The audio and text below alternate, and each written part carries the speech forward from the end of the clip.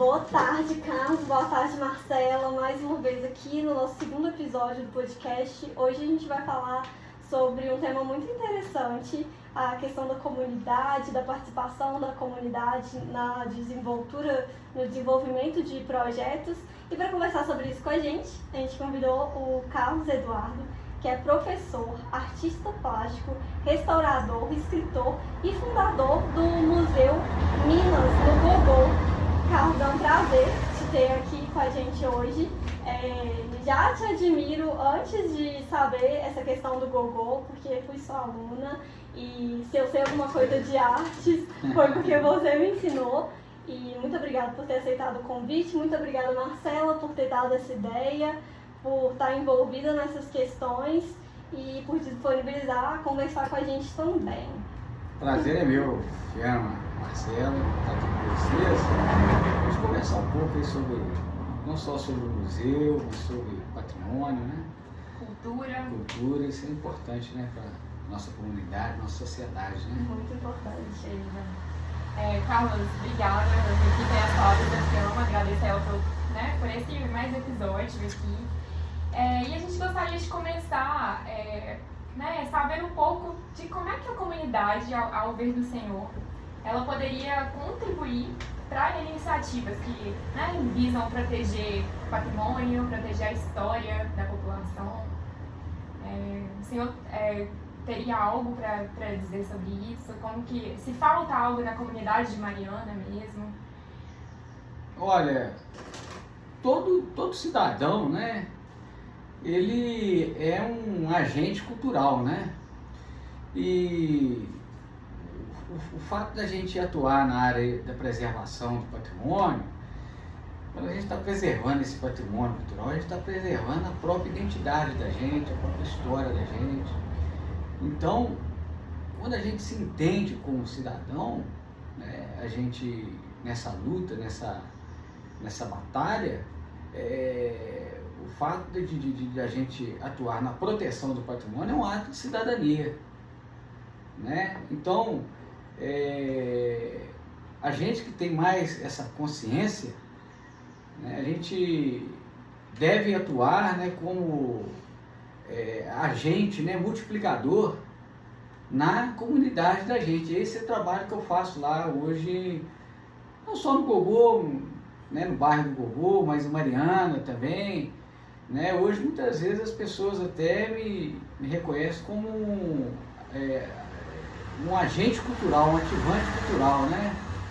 Uma pessoa que está ali atuando na preservação e na questão da educação patrimonial, né? Então, o cidadão ele deve agir como esse ser multiplicador no meio ao qual ele está inserido.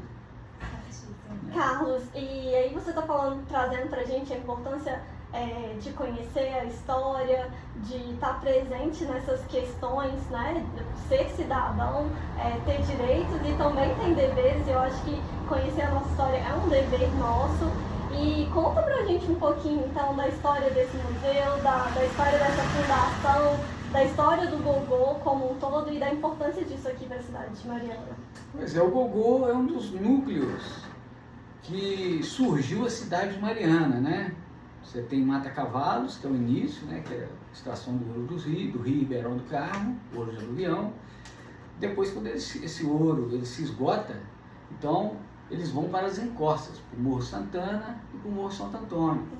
E ali vai se tornar um dos principais núcleos, né, de produção de ouro da época e também que vão financiar, né, a construção de Mariana. Inclusive o Antônio Pereira, que era um grande minerador, fez parte do primeiro grupo de vereadores daqui de Mariana, né, da fundação da Câmara de Mariana. Ele foi um dos 3 vereadores que fundaram a Câmara de Mariana.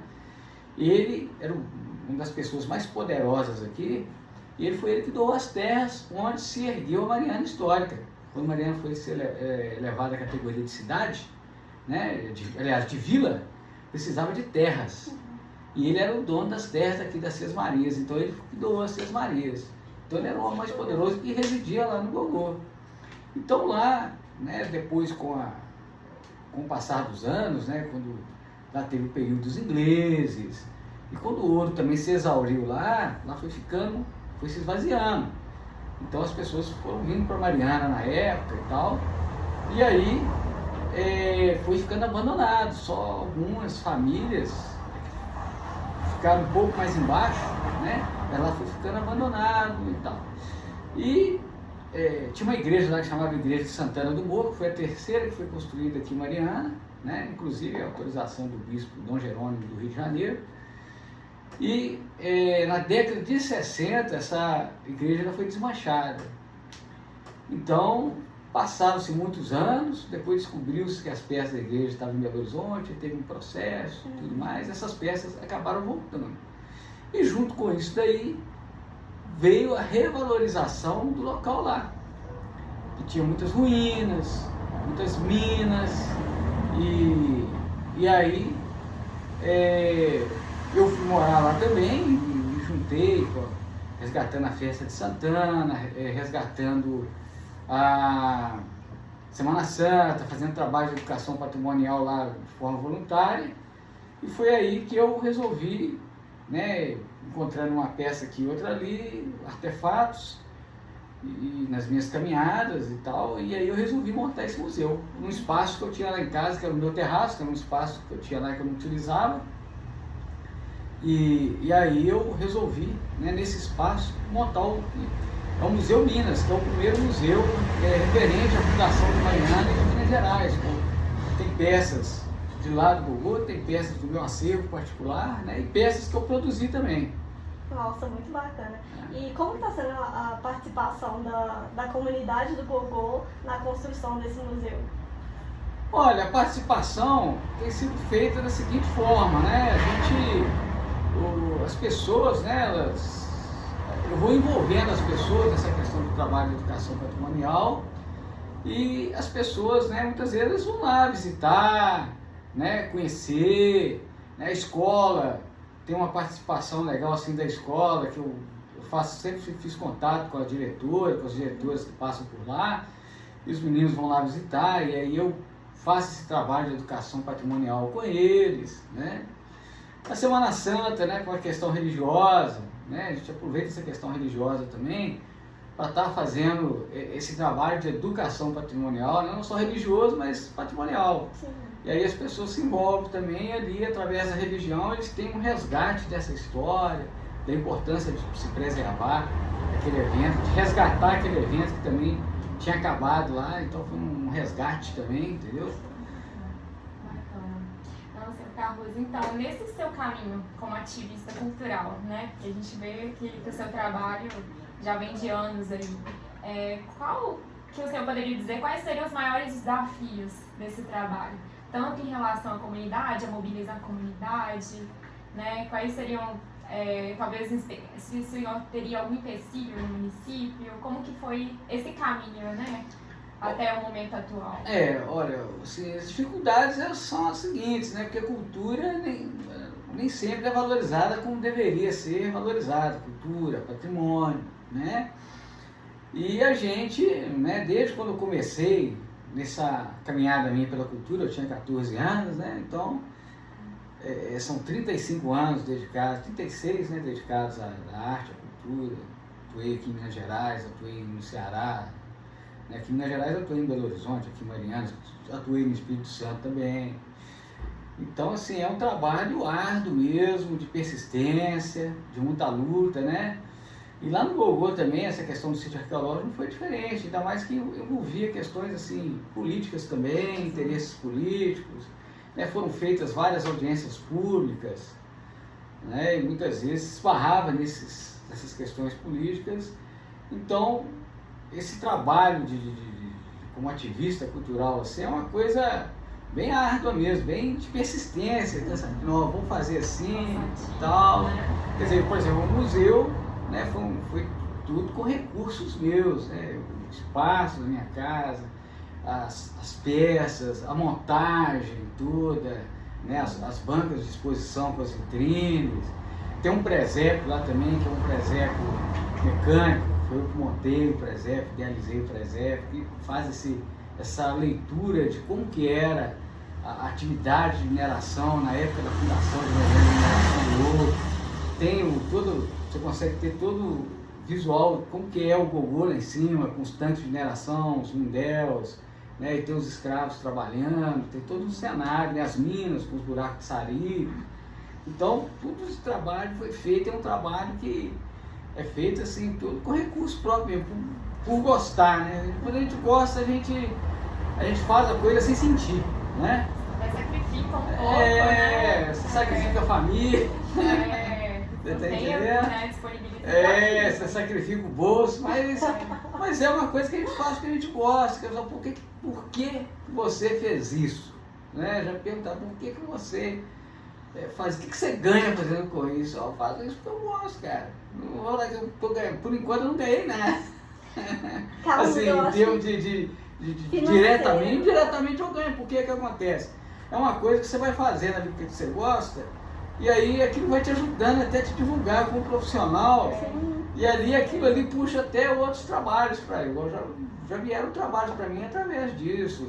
Eu tenho lá meu ateliêzinho montado lá também, muitas vezes as pessoas vão visitar lá e aí acabam adquirindo uma peça minha. Então assim, é dessa forma que eu ganho. O museu, embora eu fiz com meus recursos, como se diz, eu não consigo...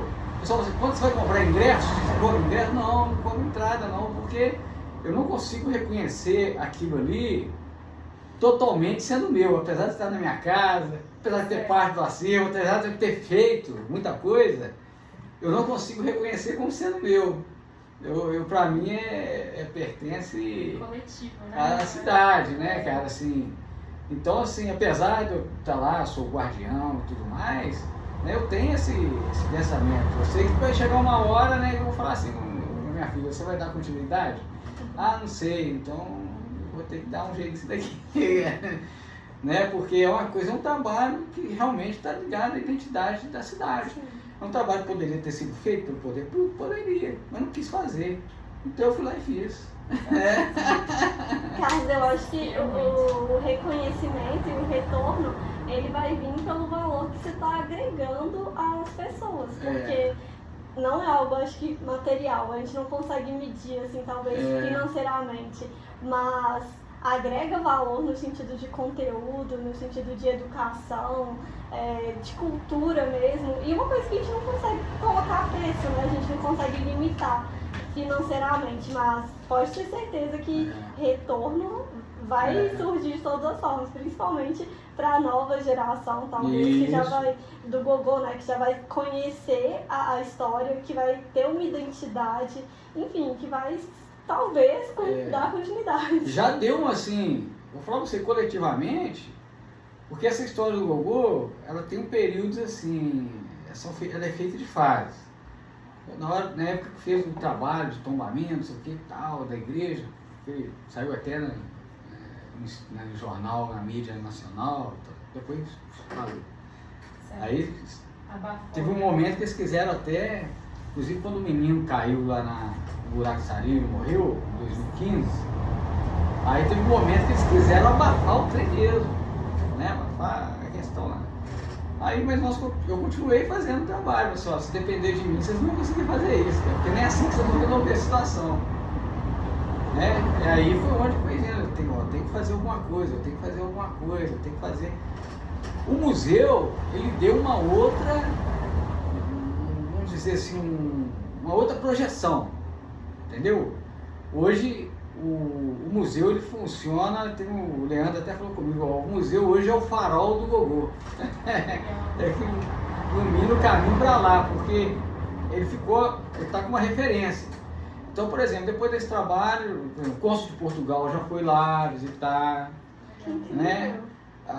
Já foram um grupo, inclusive esse grupo de arqueólogos que fizeram trabalho aqui na casa do Conde de Assumar, fizeram no jardim, foram lá, ficaram maravilhados, né, em ver o trabalho, né, ainda mais porque eu não tenho formação na área de arqueologia, mas fiz, né, com o conhecimento que eu tenho, né, na área de patrimônio, na área de história, eu tenho um pouquinho na área de arqueologia mesmo, embora eu não seja formado em arqueologia.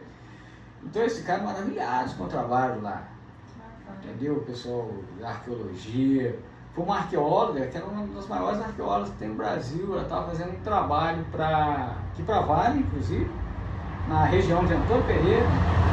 Ela viu o lançamento do museu na live do lançamento que foi feito através de uma live. Foi o primeiro museu fundado através de uma live, com a cerimônia através de uma live no mundo. A inauguração foi uma live no mundo. Foi o primeiro museu, não teve museu fundado, né, inaugurado através de uma live na época. Então, ela viu e quis conhecer, levou um material para mim muito bacana sobre a arqueologia, deixou lá.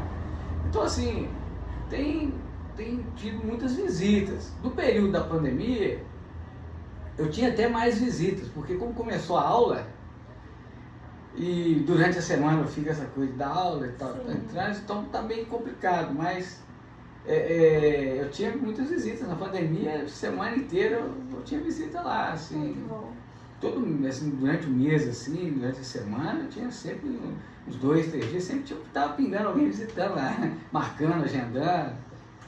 Então, assim, é um trabalho legal, um trabalho bacana. Que eu, assim, o objetivo, né, já até me fizeram falar assim, por que você não traz esse museu aqui para o centro de Mariana? Mas eu falei assim, pô, mas o objetivo meu não é esse, porque atrás do museu tem um sítio arqueológico, que é um lugar maravilhoso, um lugar que poderia, eu comparo lá assim, é uma Machu Picchu, da mineração do ouro. O Gogô é um sítio arqueológico? É um sítio arqueológico, que tem muita coisa, né? O que eu tenho lá de acervo, que eu achei lá, de fragmentos, de artefatos e tal, não chega a ser 5% que tem lá, talvez nem meio por cento, você está entendendo? É muita coisa, mas é um trabalho que tem que ser feito igual foi feito, num lugar igual foi feito em Machu Picchu, no Peru. É um museu a céu aberto, né? É um museu a céu aberto. E na visão do senhor, né, como uma pessoa que está ligada diretamente a esse tipo de política pública, o que poderia desenvolver esse potencial turístico nessa região, não só nessa do Gogô, mas outras áreas de Mariana também, no município? O que falta do poder público, né? Claro que a gente sabe dos investimentos, né, questão financeira, mas o senhor teria alguma sugestão, assim, de qual tipo de política aplicar nessas regiões? Ou talvez até mobilização mesmo? Assim, Mariana é uma cidade assim, que ela tem um patrimônio invejável. Se for olhar assim, se comparar, por exemplo, uma cidade hoje que está há muitos anos, que está aí na mídia, por exemplo, Tiradentes. Tiradentes é uma cidade, Mariana tem um patrimônio maior que Tiradentes.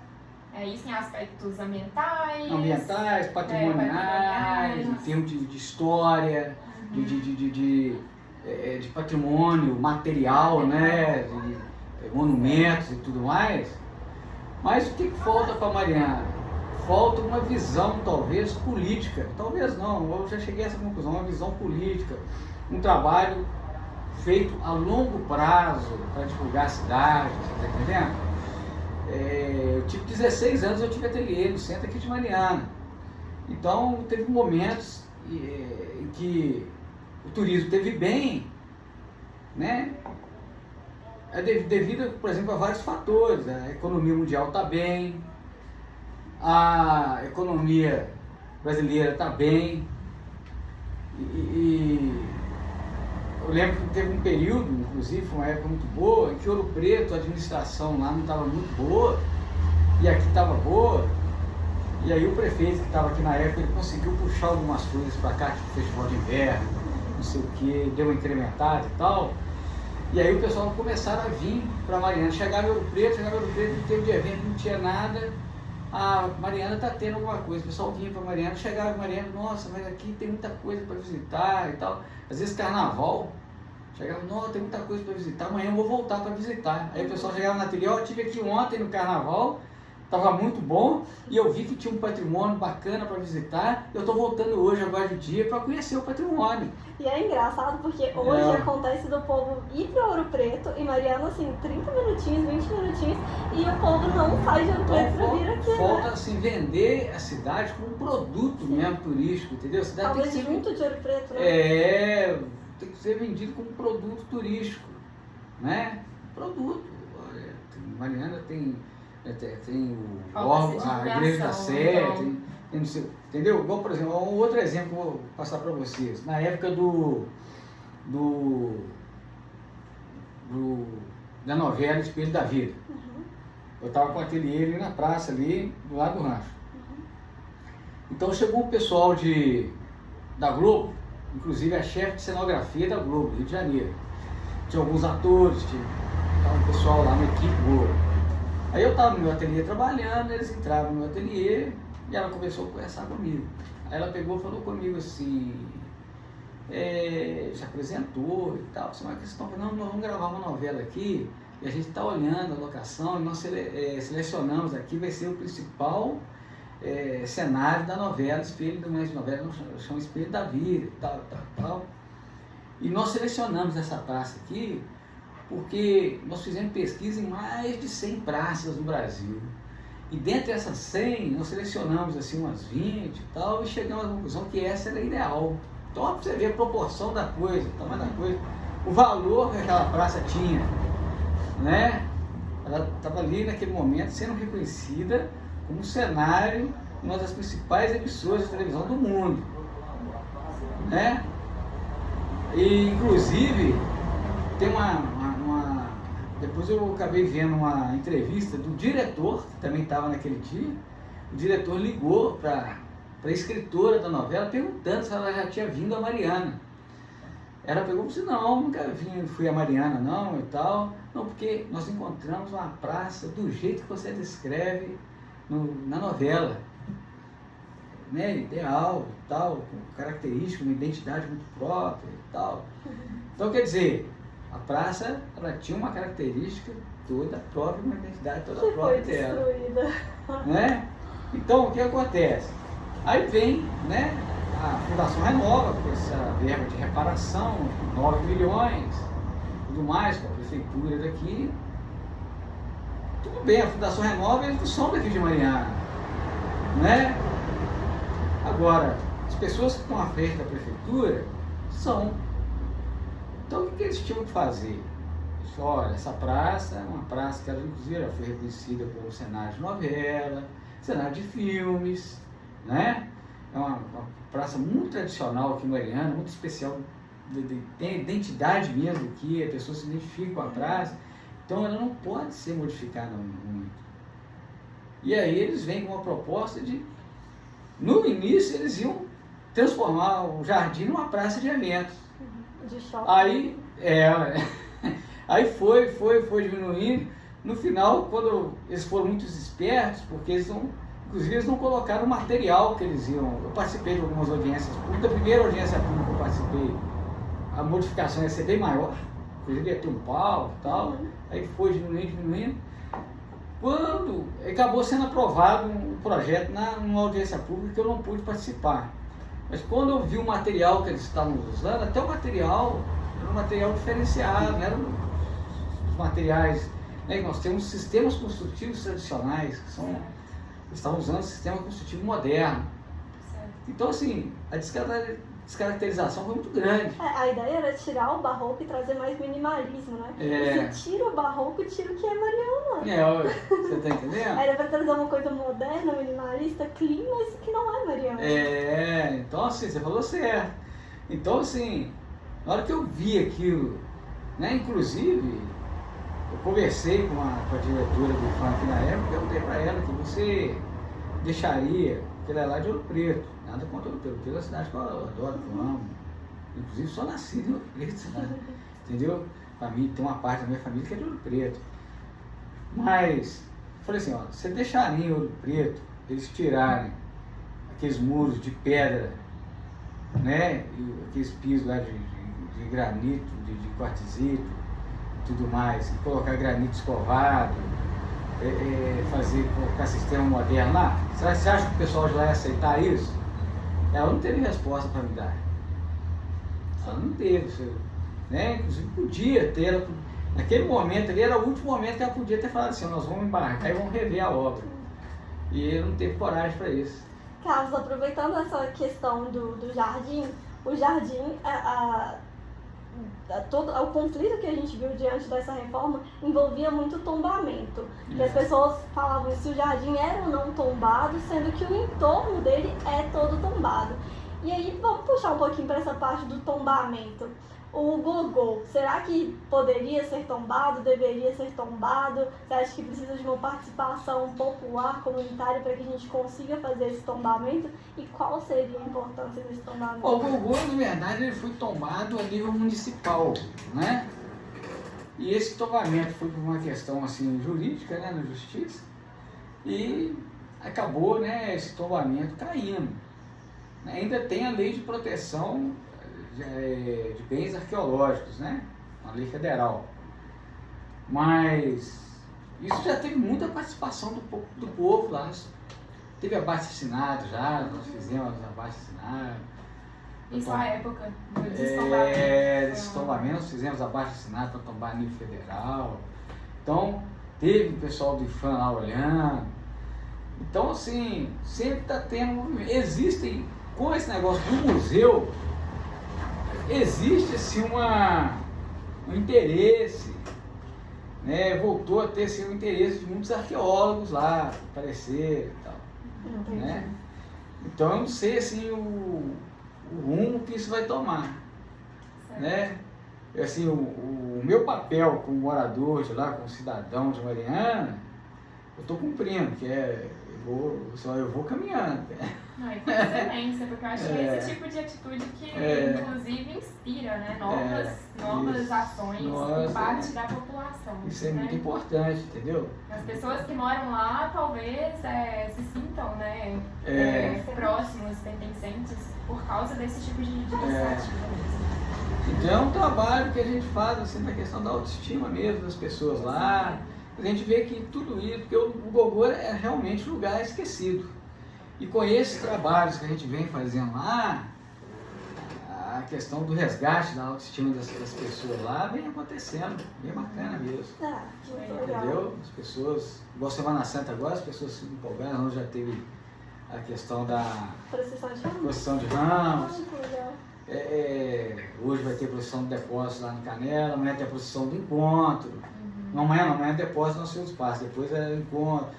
E tem o descendimento da cruz, tem toda semana. E isso também é uma colaboração que eu faço lá com o pessoal lá, porque eu tenho a capela lá em casa, né?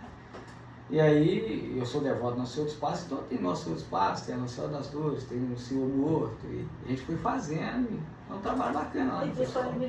E a capela que foi destruída, ela foi reconstruída já ou não? Não, as peças hoje elas se encontram no centro de convenções, no teatro lá, tem um teatro lá no centro de convenções que é inacabado. Ele fica meio camuflado lá. Aqui, Maria? No centro de convenções. E essas peças ficam guardadas, estavam guardadas até pouco tempo lá. Então, assim, já estiveram no Museu da Música também, no Porão, eles rodaram bastante. Podia existir um projeto de reconstrução. E existe uma preocupação que quanto mais o tempo passa, elas vão ficando guardadas, elas vão se deteriorando. É efeito natural, né, do tempo. Mas a gente gostaria de saber também se o senhor tem uma visão, uma perspectiva de futuro, considerando as políticas, a gestão atual de Mariana, considerando, né, a forma com que a população vem se envolvendo, né, nessa questão da proteção patrimonial. O que o senhor gostaria de ver para o futuro e qual que é a sua visão mesmo, sabe? Olha, eu sinceramente eu gostaria de ver assim,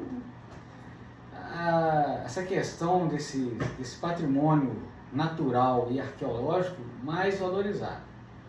Né? Você tem uma política que está acontecendo aí, até de restauração com verba do governo federal, né?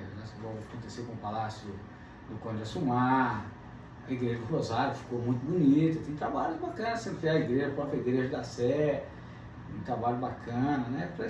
Está havendo um trabalho de resgate, né? Que é algo que já vem desde 2012, né? Que 2013 começaram a serem produzidos esses projetos, agora é que eles estão acontecendo, né? Questão burocrática mesmo. Então, quer dizer, tem muita coisa acontecendo, né? Mas esse patrimônio arqueológico, ele é importantíssimo. Por exemplo, nós tivemos a Capela dos Ingleses, né? Que agora a parte dela caiu, né? Inclusive eu fiz um vídeo com a Leandra lá, nós fizemos uma matéria lá e tal. E uma parte da frente da fachada dela caiu. Ela estava assim, muito fácil de ser restaurada, entendeu? E tende a cair mais. Então quanto mais o tempo vai passando, mais vai ficando, né? Difícil, né? Para ir mantendo. O que a gente pode estar dentro do limite da gente, a gente vai fazendo. Né? Carlos, e quem quer visitar o museu? Como que faz para ter contato, para agendar? Como que funciona?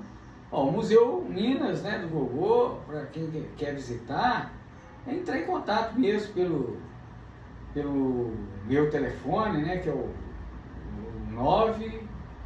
988750892, né? E está agendando. Tem minha página no Facebook também, Eduardo Campos, né? A gente vai disponibilizar tudo isso. Depois a gente coloca um link lá, para só clicar e já direcionar. Legal. Tem o site também, até que Leandro que montou o site para mim, que é o Museu Minas do Gogô. Museu Minas do Gogô.com.br, acho. Me manda o link que a gente coloca tudo vou lá. Vou mandar direitinho para você. E tem, né, e o telefone, né, eu fiz página no Facebook, Eduardo Campos. Só procurar então Eduardo Campos que vai aparecer. Vai aparecer lá. Carlos, muito obrigada por nosso bate-papo. Eu acho que vai inspirar muitas pessoas e eu espero que o museu tenha cada vez mais divulgação, que a população do Gogô principalmente se mobilize cada vez mais, que se conscientize da riqueza que eles têm. E obrigada por essa aula mesmo. A Marcela falou que era uma aula e realmente foi uma aula. Eu espero que tenha esclarecido vocês aí, que esclareça as outras pessoas também, que inspire as outras pessoas. É um trabalho que a gente faz porque a gente gosta mesmo. Né? Que isso vai se espalhando, né? Quanto mais eu gostar da fazendo, cidade, eu gostar da história, dos nossos antepassados, né? Sim, sim. Exato. Isso é importante. E Marcelo, sua mensagem sobre mobilizar a população? Eu acredito que esse é o caminho. Mostrar para as pessoas que elas precisam se unir mesmo. Então, quando essas iniciativas são feitas dentro dos bairros, né, que são as menores áreas do município, eu acho que isso tem a capacidade de expandir mesmo a mentalidade daquela população. Por isso que a gente acredita que esse é o caminho. E essas iniciativas, elas só têm que multiplicar mesmo, porque é isso que, né, pode melhorar esses aspectos ambientais, né, paisagísticos e de patrimônio mesmo do município, né, considerando o histórico aqui de Mariana. Então, né, que continue inspirando muita gente seu trabalho. A gente agradece muito aqui pela visita. Obrigada. E pela sua fala. O prazer é meu, tá? E sempre precisar, e vamos marcar uma visita lá. Vamos, com certeza. Vamos marcar uma visita lá e tal. E, né, Fiel? Vamos sim.